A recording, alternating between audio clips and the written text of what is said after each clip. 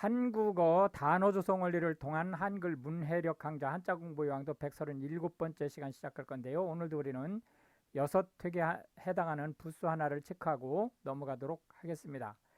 말 있다라는 의미의 이자가 되겠는데요. 어느 면으로는 이제 어조사와 거의 비슷한 그런 역할을 하는 거죠.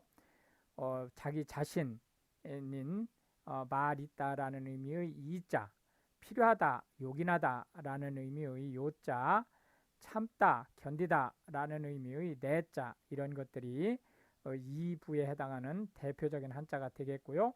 오늘 첫 번째, 두 번째 한자는 바로 이자와 요자로 준비하도록 하겠습니다. 첫째 이제 이자는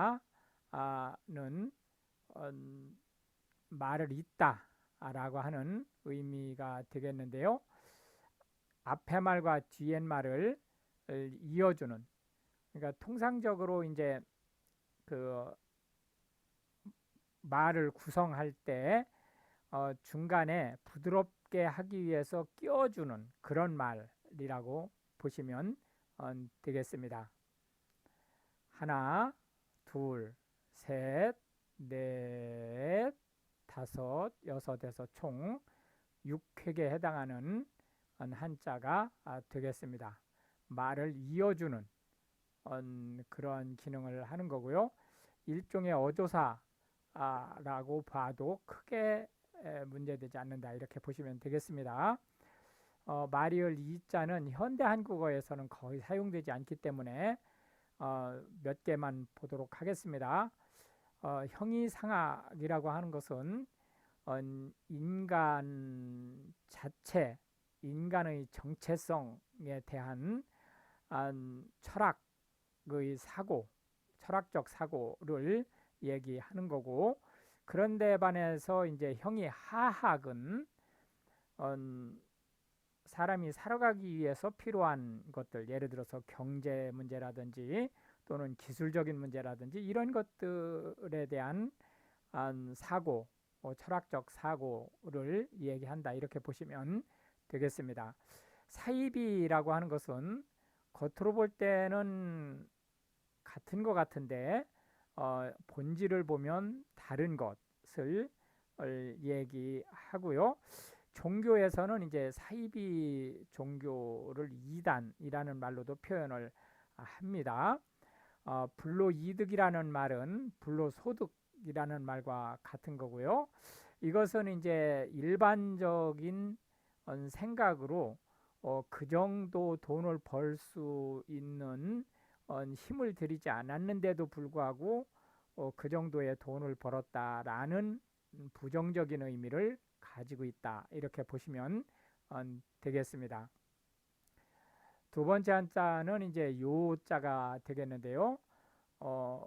필요하다, 중요하다라는 의미의 요자가 되겠습니다. 그래서 선역 서자처럼 쓰이고 그 밑에 계집 여자, 여자라는 의미의 여자가 놓여지면서 중요하다라는 의미의 요자가 되겠습니다. 하나, 둘, 셋, 넷, 다섯, 여섯, 일곱, 여덟, 아홉에서 총 9획에 해당하는 한자가 되겠습니다. 중요하다, 필요하다 라는 의미의 요자가 되겠습니다. 요자에 해당하는 단어들은 많죠. 이제 10개만 살펴보도록 하겠습니다. 필요성이라고 하는 것은 무슨 일을 추진하는데 또는 어떤 기계를 만드는데 없어서는 안 될 사항이라는 의미를 가지고 있습니다. 요직이라고 하는 것은 중요한 직책 또는 보직이라는 의미를 가지고 있는데요.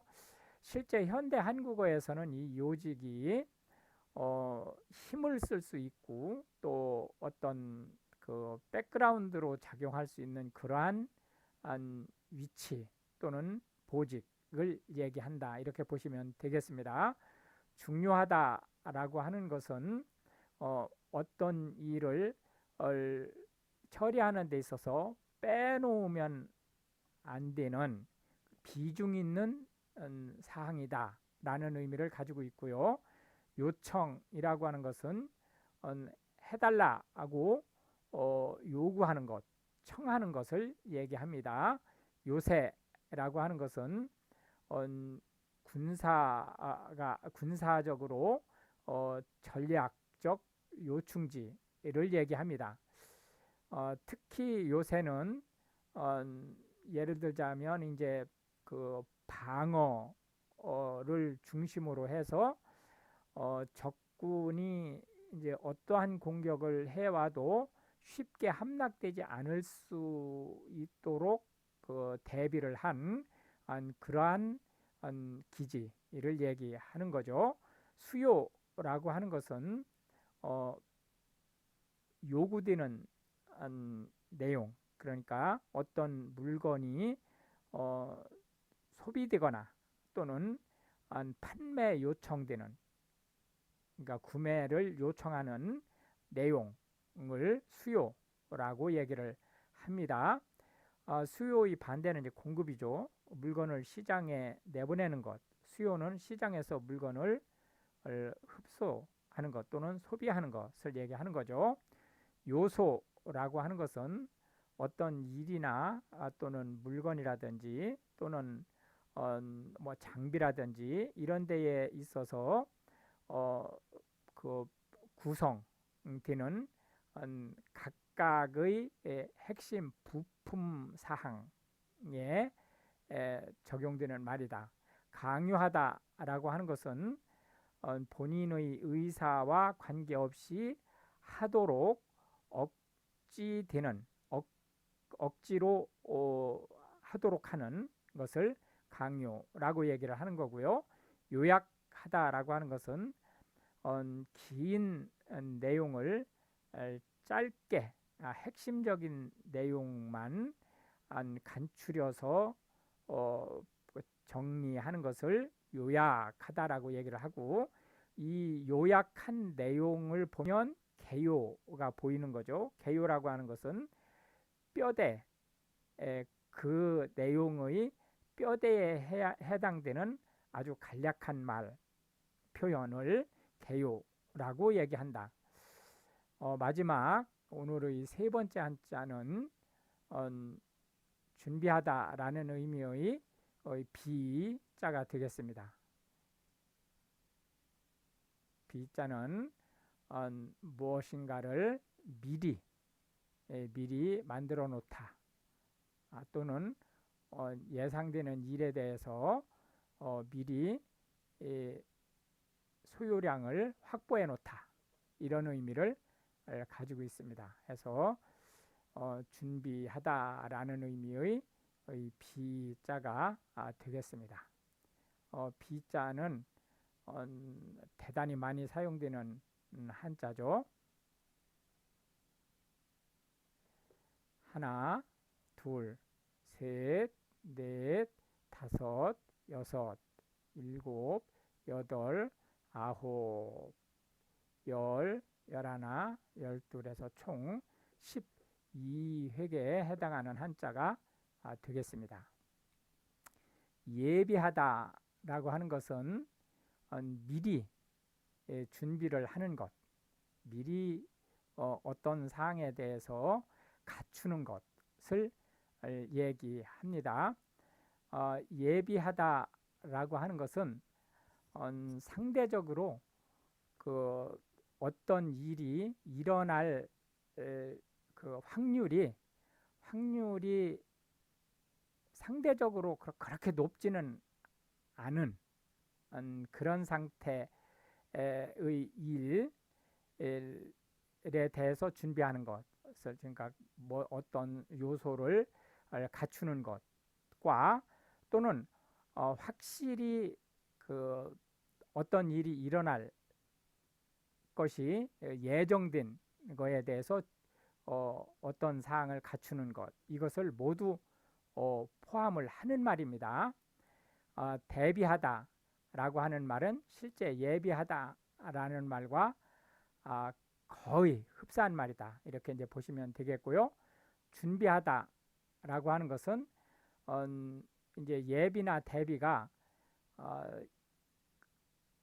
그런 일이 있을 확률이 높거나 낮거나를 모두 포함하는 데 비해서 준비하다는 상대적으로 확률이 높은 또는 거의 확실시되는 일에 대해서 어떤 사항들을 갖추는 것을 얘기하는 거고요. 비축하다라고 하는 것은 예비나 대비나 준비하는 과정에서 필요로 하는 물자를 쌓아놓는 것, 미리 확보를 해서 쌓아놓는 것을 얘기합니다. 비치하다라고 하는 것은 비축하다가 이제 주로 핵심 요소들을 쌓아놓는 것에 비해서 비치하다는 필요로 할 때 언제든지 손쉽게 쓸 수 있도록 갖추어 놓다라는 의미를 가지고 있습니다. 정비하다라고 하는 것은 어떤 기계장치나 또는 설비라든지 이런 것들을 필요로 할 때 언제든지 최고 성능을 낼 수 있도록 그 손을 보다라는 의미를 가지고 있고요. 장비라고 하는 것은 상대적으로 움직일 수 있는 도구, 기구 이런 것들을 얘기하는 거고, 그런데 반해서 설비는 상대적으로 움직이지 못하는, 예를 들어서 이제 건물이라든지 또는 구축물이라든지 또는 기계장치라 할지라도 그 건물이나 구축물에 고정돼서 부착되어 있는 것들, 이런 것들을 주로 이제 설비라고 얘기를 합니다. 미비라고 하는 것은 모두 준비가 끝났을 때 100이라고 한다면 그에 도달하지 못한 것, 즉 뭔가 부족한 것을 미비라고 하고, 미비점이라고 하는 것은 그 부족한 사항을 얘기하는 거죠.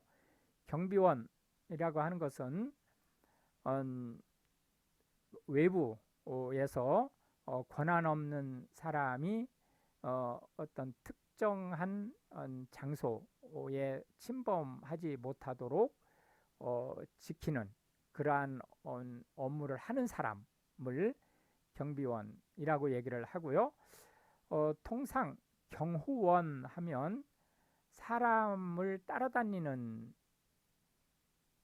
그 가이드를 얘기하는 데 반해서 경비원 하면 주로 시설물에 그 복속이 돼서 그 시설물을 이제 순찰을 한다든지 하면서 지키는 가이드를 얘기한다, 이렇게 말씀드릴 수 있겠습니다. 그래서 오늘도 우리는 하나의 부수와 세 개의 한자, 그리고 각 한자에 대해서 현대 한국어에서 자주 쓰이는 10개씩의 단어를 살펴보았는데요. 이것이 한글 문해력 향상에 도움이 되고, 특히 외국인으로서 한국어를 배우시려고 하는 분들한테 한국어 단어가 어떻게 구성되는지, 만들어지는지, 활용되는지 이런 부분들에 대해서 폭넓은 이해를 전달하기를 바라겠습니다. 시청해 주셔서 감사하고 우크라이나를 위해서 기도해 주시면 더욱 감사하겠습니다.